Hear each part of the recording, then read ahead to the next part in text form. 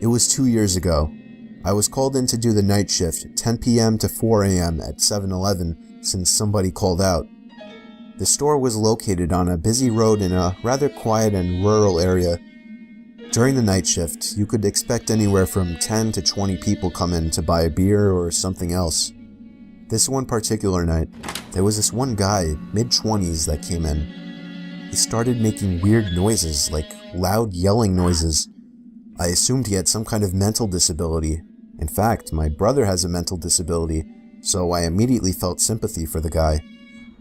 He walked up to the counter without any items, with his head facing me, but his eyes were looking up at the ceiling. I felt uncomfortable. I honestly didn't know how to deal with it. I tried speaking with him, but he only responded in loud noises. I kept checking if he was with someone outside, but he was alone. There weren't any cars in the parking lot, so I assumed he walked. He stood there for so long, looking up at the ceiling and making noises, that I tried to get him out by handing him a bag of chips and telling him he can go.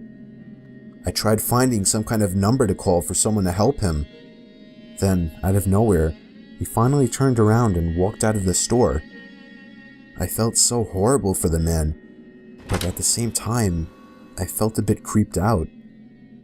About an hour later, the phone on the counter rang. I picked up to hear the familiar yelling sounds of the man from earlier.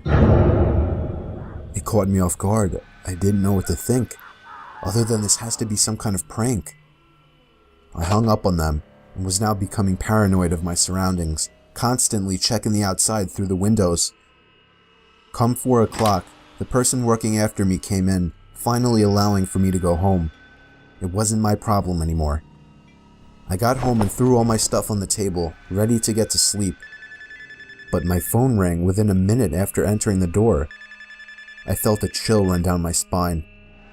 Why would someone be calling at 4 a.m.?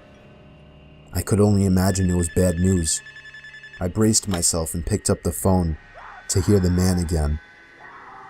I felt sick to my stomach as I listened to the loud noises he made. I struggled to slam the phone to the receiver. All night I felt like I was being watched, even with all the blinds shut. And I could swear I heard strange noises coming from all over my house. I refused to get any sleep until the sun came up. Weeks passed and I had forgotten about the incident, until one day, when going into the basement for the first time in a while, I found that papers had been scattered all over the floor, and when I went into the basement closet, I found writing on the walls. 7-Eleven had been written in Sharpie on the wall, along with the address to the 7-Eleven I worked at and my house address. The most disturbing part, I also found various kitchen knives along with a large pocket knife sitting in the closet. What started out as seemingly just an innocent person turning into something of a prank ultimately turned into something much more horrifying. He had been living down there for God knows how long, and I'm just grateful that for whatever reason he changed his mind and left, because I haven't seen or heard from him since.